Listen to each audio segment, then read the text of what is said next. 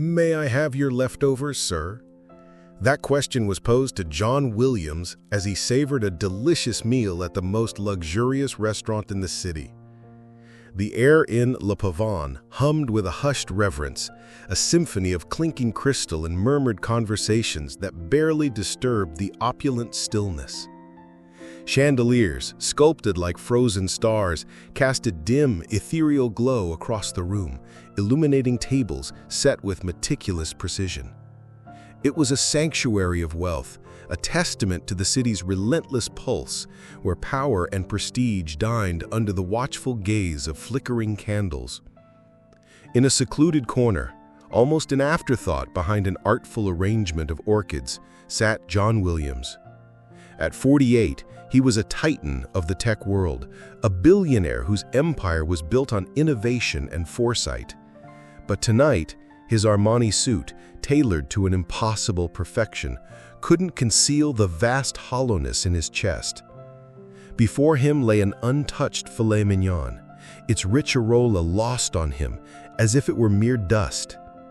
The empty chair opposite him spoke louder than any sound, a gaping void that echoed the emptiness within. His fingers tightened around the stem of a Bordeaux glass, the ruby liquid swirling like a captive flame. 5 years.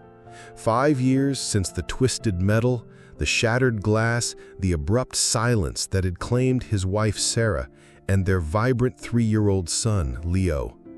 He had filled the subsequent years with a relentless routine, an empire of distractions, anything to outrun the ghosts that haunted him.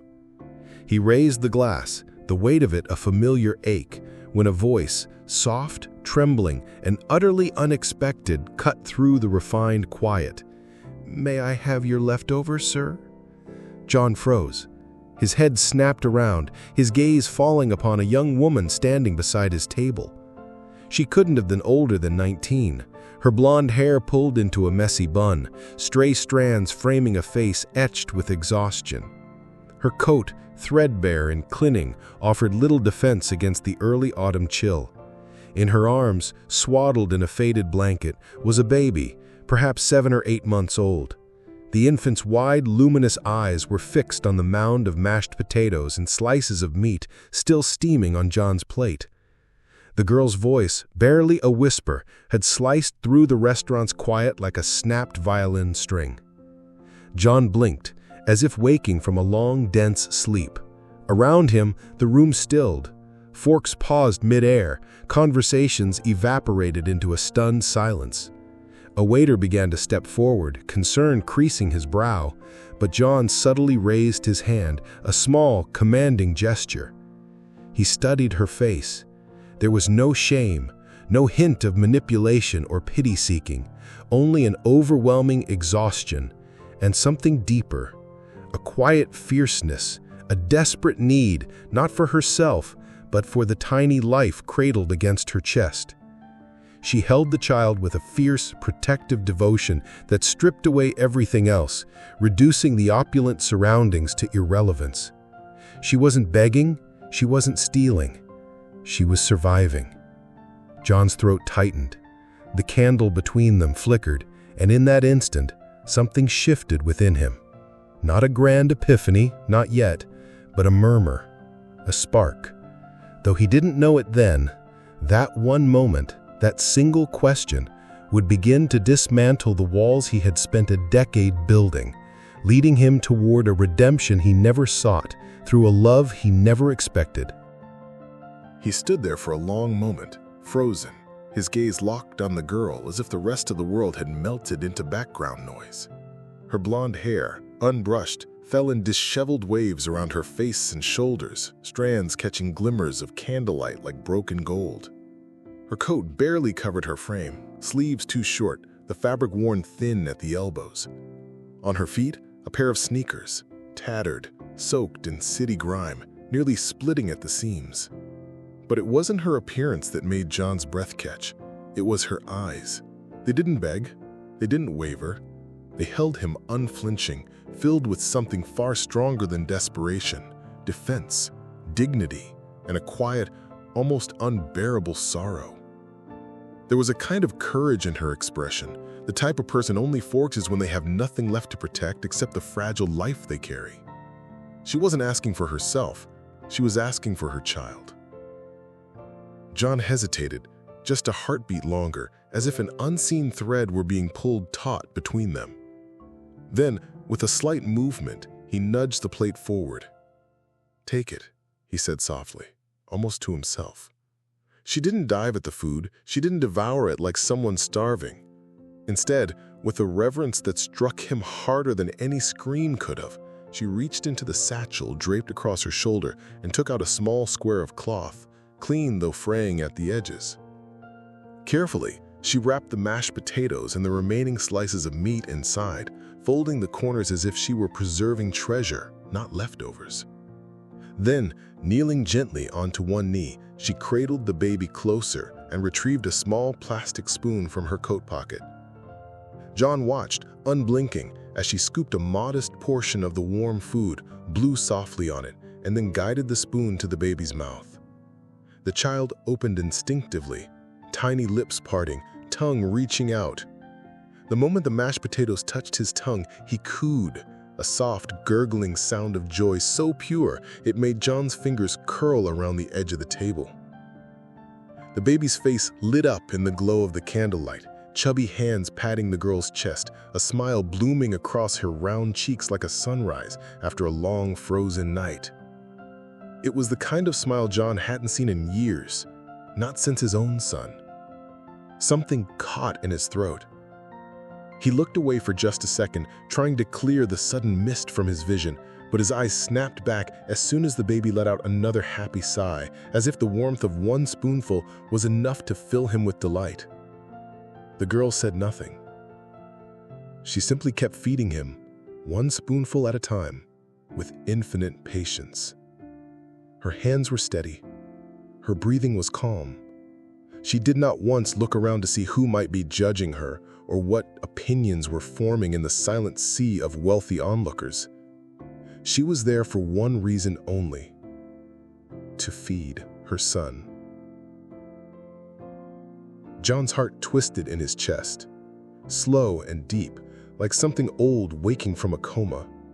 It was not pity, it was not charity, it was the undeniable truth that he was witnessing something sacred, a kind of love that cannot be bought, replaced, or even fully understood by those who had never felt loss. When the baby seemed full, the girl carefully tucked the cloth bundle into her bag, adjusted the blanket around the child's body, and stood. She glanced once more at John, nodding slightly, not as if to thank him, but as if to acknowledge something unspoken between them. Then she turned and walked away, weaving through the rows of white linen tables out into the cool night beyond the glass doors. John remained seated, unable to move, staring at the spot where she had stood. The candle on the table flickered softly, casting gentle waves of gold and shadow across the untouched wine, the empty chair, the world he had known. Then, before he could rationalize or analyze or talk himself out of it, he rose. Not hurriedly, not dramatically, just quietly, with purpose. He placed his napkin on the table, nodded once at the stunned waiter who hovered nearby, and followed the girl through the heavy restaurant doors into the night. He did not yet understand why, only that he had to. The alley opened into a crumbling parking lot, a forgotten scar on the city's face, flanked by brick buildings that seemed to sag under the weight of neglect. Abandoned cars, like metal ghosts, sat as silent sentinels. But one, an old, dented Navy sedan, was different. It was lived in. The windows were fogged, the paint peeled like sunburned skin, but it was shelter. She walked to it without hesitation, opened the back door, and carefully settled in with the baby. A thin blanket served as a mattress. She cradled the infant in her arms, whispering something only the child could hear. Then her voice rose, soft and trembling, into a lullaby. "You were my sunshine, my only sunshine." John lingered in the shadows, transfixed. The baby's small hand gripped her collar, eyes fluttering as the melody wrapped around him like a warm quilt. The setting was bleak, but the love undeniable. He stepped forward. Something must have alerted her. She turned, startled, their eyes locking. "I'm sorry," he said, hands raised in a gesture of peace. "I just wanted to see if you were okay." "You followed me," she said, guarded. "Yes, I did." She didn't run. She didn't cry. She only looked at him, weighing the stranger in the expensive clothes. "I saw how you fed your son," John said. "I've never seen anything like that. I needed to understand." After a pause, she said quietly, "His name is Noah. I'm Evelyn." "Noah," he repeated. 8 months, she nodded. "He loves mashed potatoes." John's voice dropped. "So did my son." Evelyn blinked, and in that instant, something shifted. She didn't pry, just listened with that rare stillness of someone who knew grief firsthand. "I was studying to be a nurse, then I got pregnant. The father disappeared, my parents disowned me. I've been on my own ever since." She spoke plainly, without bitterness. "We've lived in this car for 2 months. I clean houses, wait tables when I can." John looked at the vehicle, the worn blanket, the baby clothes stacked like treasures in the corner. "I can help. A hotel, food, whatever you need." She raised her hand. "No, I'm not asking for money." Surprised, he asked, "Then what do you want?" Evelyn looked at Noah and said softly, "Just one day. One day where he's warm, full, and safe. That's all." The words hit him harder than any demand ever could. The streetlight flickered above them, casting an amber hue over her face. In that glow, John saw something familiar. Her late wife's eyes. Not exactly, but close enough to crack something inside him. The way Evelyn clutched her child, the way she stood tall with nothing but love as armor, it stirred something in him, something that had been buried with his wife and son. He stepped back suddenly, unsteady. "Thank you," he said. Evelyn furrowed her brow. "For what?" "For reminding me I still have a heart." She said nothing, only cradled Noah tighter, resuming the lullaby.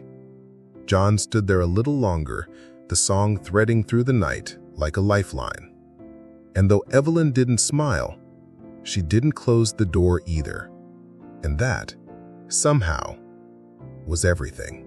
From that night on, John couldn't shake the image of the girl with the broken shoes and the baby with the mashed potato smile. No matter how many emails he skimmed through or board meetings he attended, their faces stayed with him. Quiet reminders that somewhere, in the same city where people drank $8,000 wine, a mother and child were surviving on kindness and resilience alone. He never spoke to her again, not right away. Instead, he began to act, silently and precisely, the way he'd built his fortune. He had found her car again, parked behind an abandoned church lot. Without approaching, without intruding, he left small packages near the vehicle in the early mornings, before sunrise. A canister of baby formula, a pack of diapers, a sealed container of homemade soup, still warm to the touch.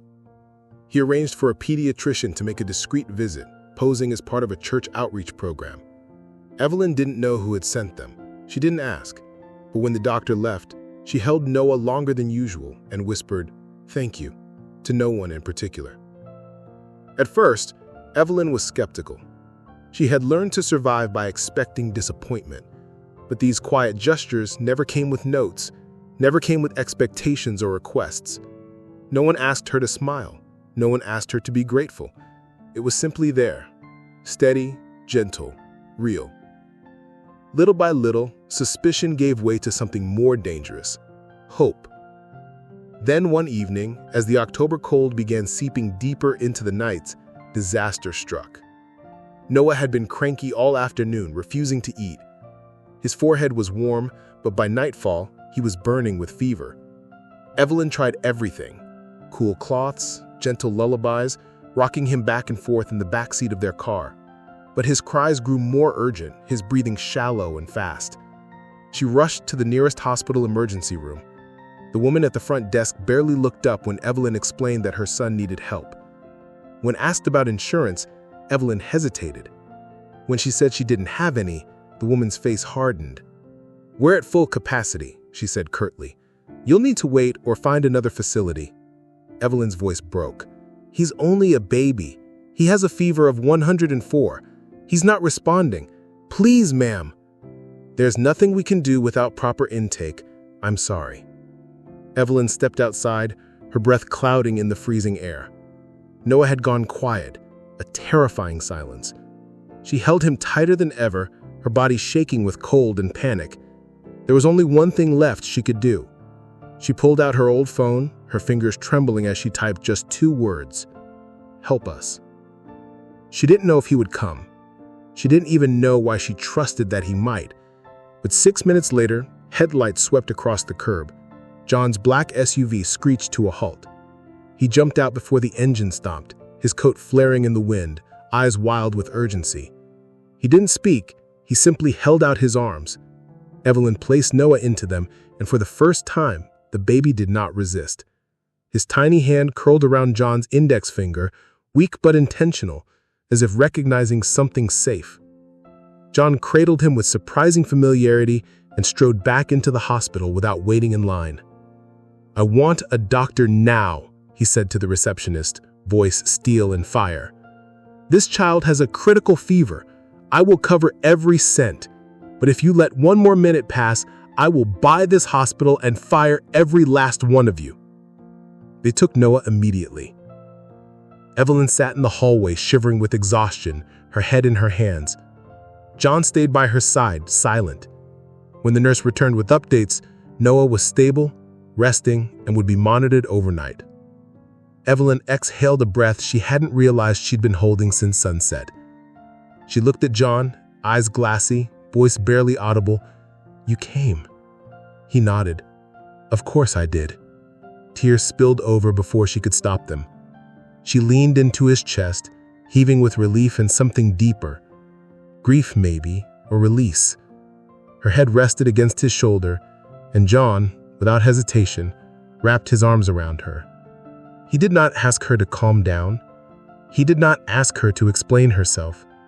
He just held her, as the quiet hours of the night passed outside those sterile fluorescent walls. It was the first time Evelyn had let herself fall apart since she had become a mother. And for John, it was the first time in 10 years that holding someone didn't feel like betrayal. They did not speak of love. They did not define anything that night.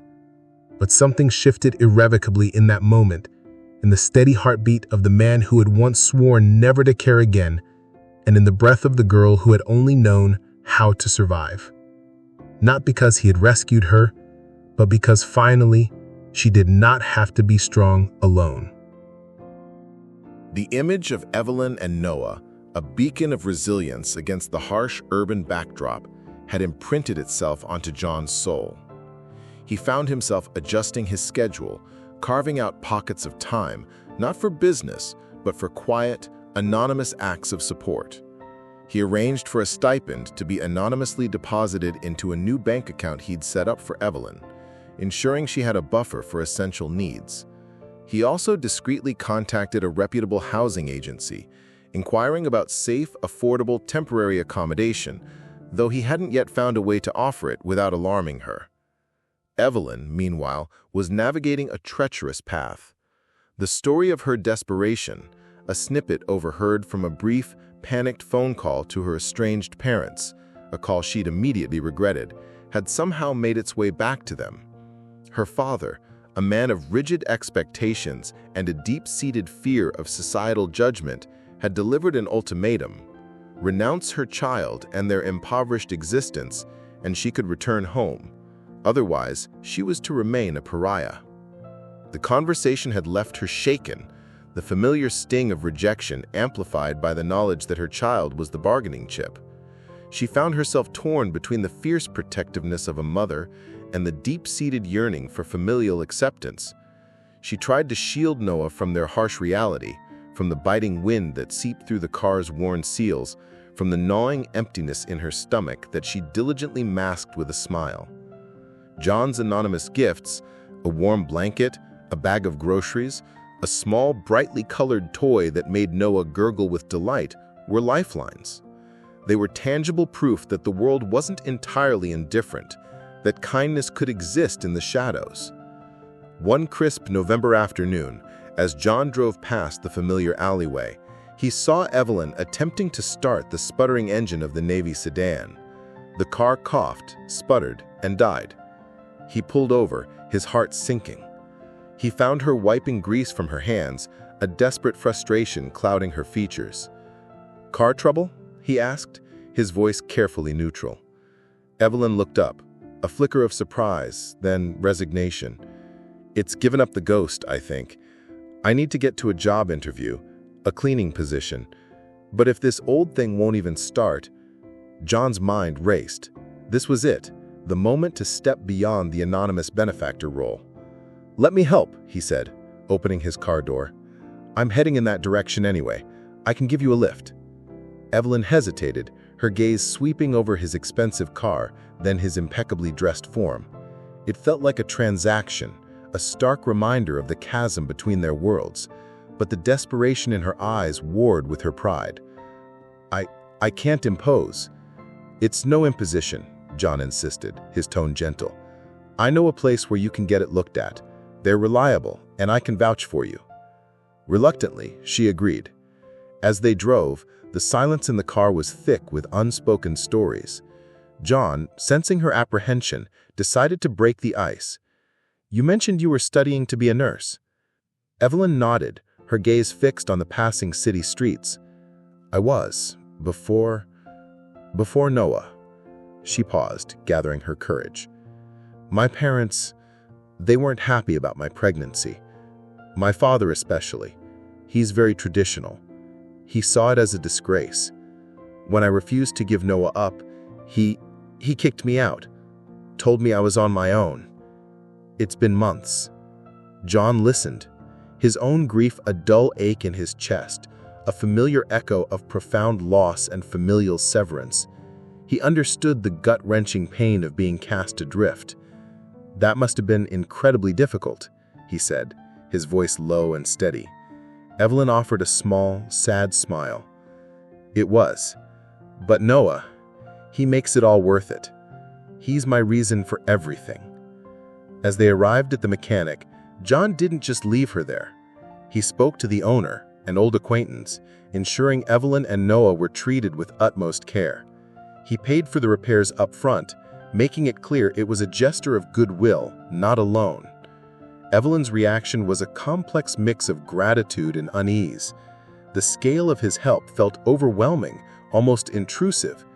Yet the genuine kindness in his eyes, the absence of judgment, began to chip away at her defenses. The public revelation of John's quiet support for Evelyn and Noah happened, as these things often do, not through a planned announcement, but through a leaked detail, an overheard conversation, a whisper that grew into a roar. A blurry photograph, taken at night outside a clinic, showed John Williams exiting with a baby in his arms and Evelyn close behind. Within hours, it flooded social media, blogs and tabloid headlines. Tech billionaires late-night rescue, tycoon and teen mom. The internet exploded. Evelyn's identity, once a closely guarded secret, was no longer private. A leaked hospital intake form confirmed her name. Then came the commentary, waves of speculation, judgment, and cruelty. Some praised John, calling him compassionate, generous. Others were vicious. Gold digger. This was planned. What kind of man gets caught up in something like this? In the apartment John had arranged for them, a modest but comfortable space bathed in the pale light of a winter afternoon, Evelyn sat in darkness, the only illumination the glow from her phone. Each swipe brought more venom, each headline more shame. Her chest tightened, her hands trembled.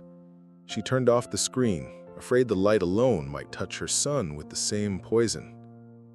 Noah stirred in his crib. She stood and gently placed a hand over his chest, soothing him.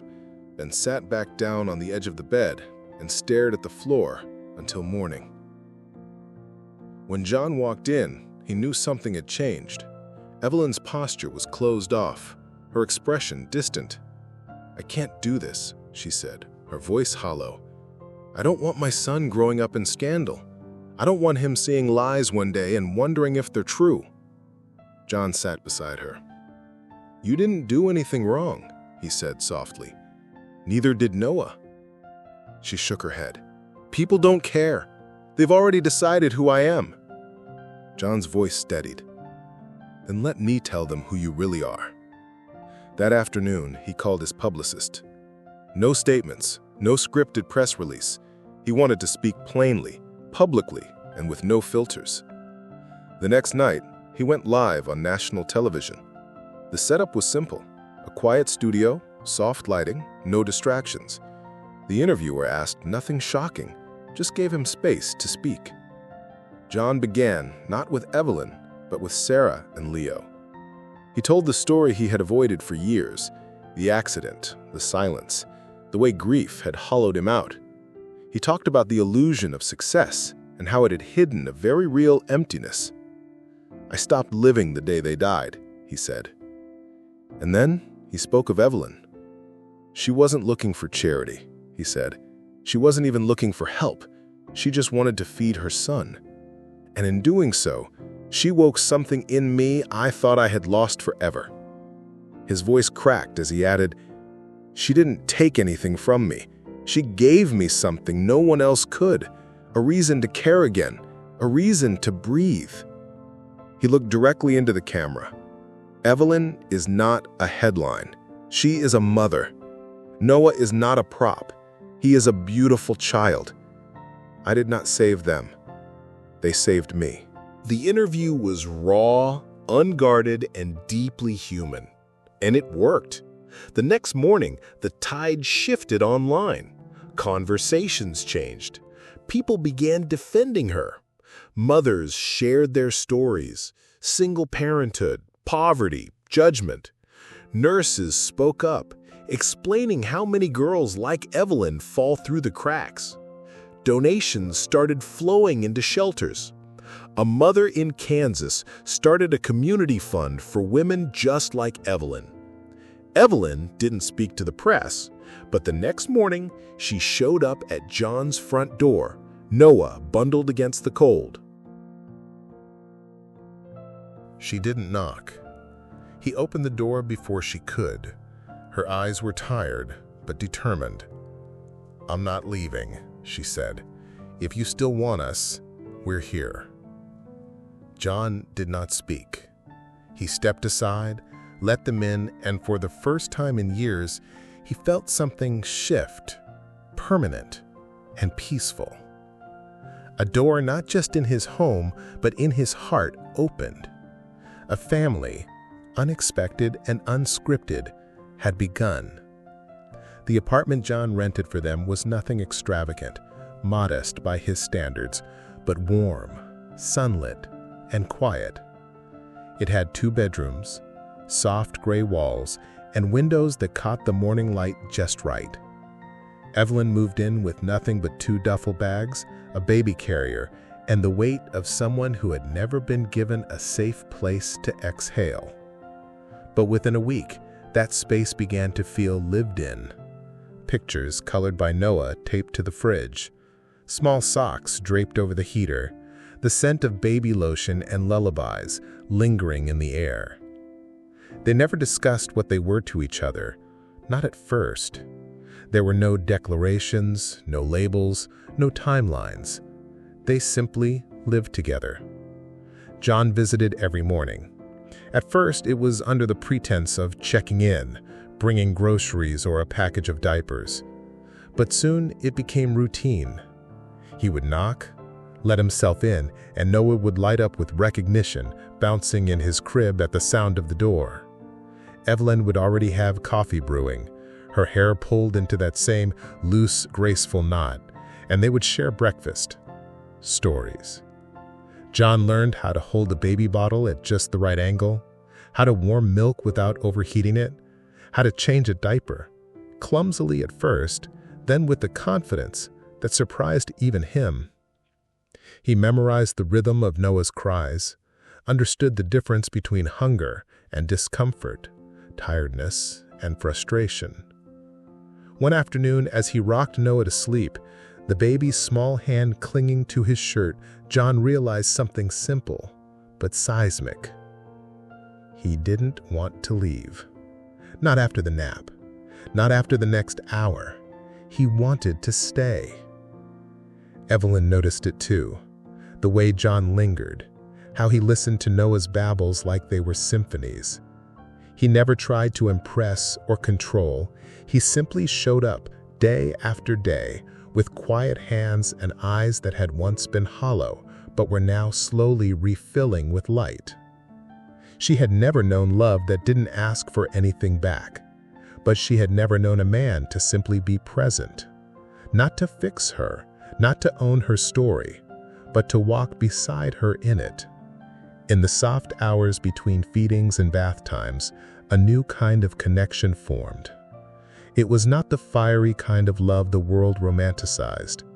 It was slower, deeper, born not from passion, but from persistence. One evening, after Noah had finally fallen asleep, Evelyn and John sat on the balcony in silence, a blanket draped between them. The city below glimmered in gold and blue, but neither of them looked down.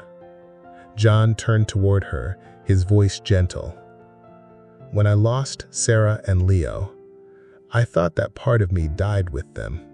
The part that wanted to care, to belong, to be needed. Evelyn looked at him, eyes glistening in the moonlight. You didn't lose it, she whispered. It just waited. They didn't kiss that night. They didn't have to.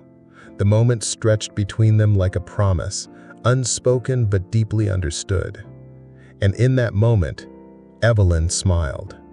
Not the kind of smile she gave nurses out of politeness or Noah out of reflex. This one was just for him, full and rare.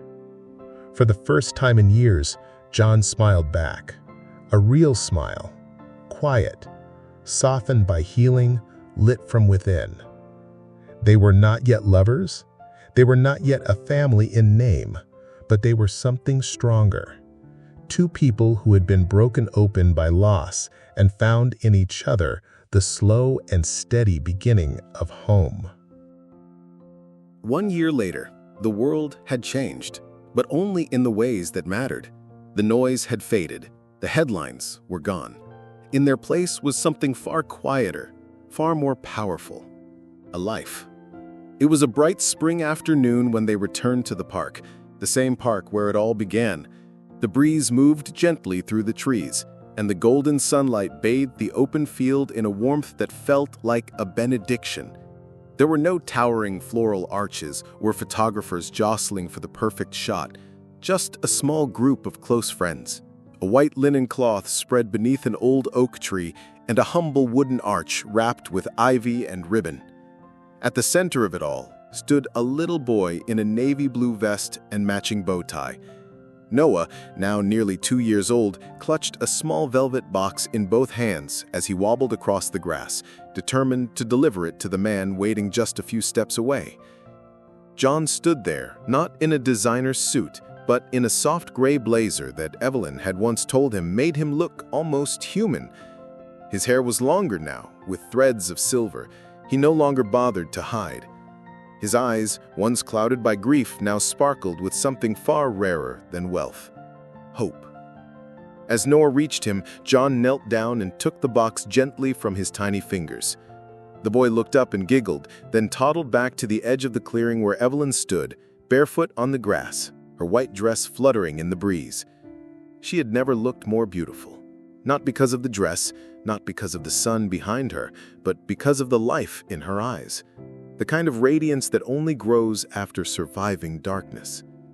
John stepped forward, box in hand, and dropped to one knee. For a moment, the wind seemed to still, as if the world itself paused to listen. He looked up at her, his voice steady but thick with emotion. "You didn't ask for anything. he said softly. "You didn't beg. You didn't expect. You just showed up on the worst night of your life and gave me a chance to remember what it feels like to be needed, to be alive." He opened the box, revealing a simple ring, elegant, unflashy, chosen not for its price, but for the way it would look on her hand when she held their son.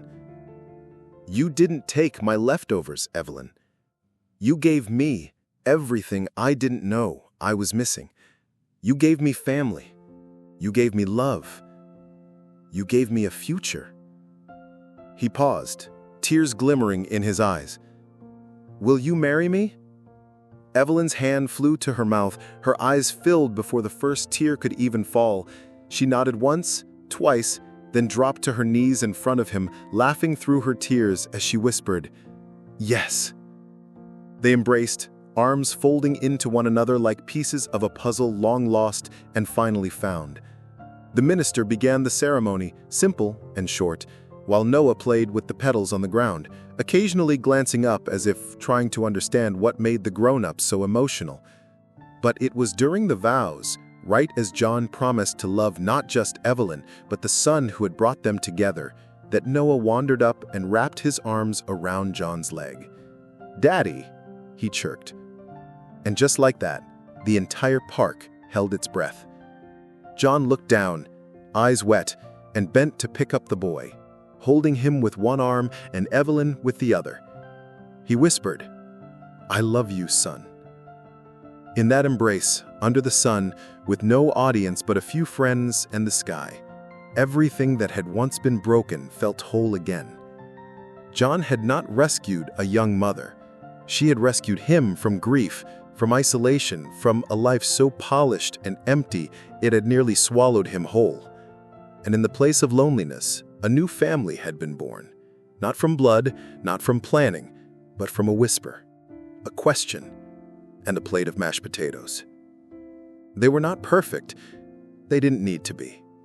They were together. And that, finally, was enough. And so, from a single whisper in a luxury restaurant, a story of love, redemption, and second chances unfolded. What began as a request for leftovers became a journey that redefined what it means to be a family. John didn't just open his heart, he opened his life. Evelyn didn't just survive, she found home. And little Noah, once cradled in a stranger's arms, now walks beside a father who chose him. Not by blood, but by love.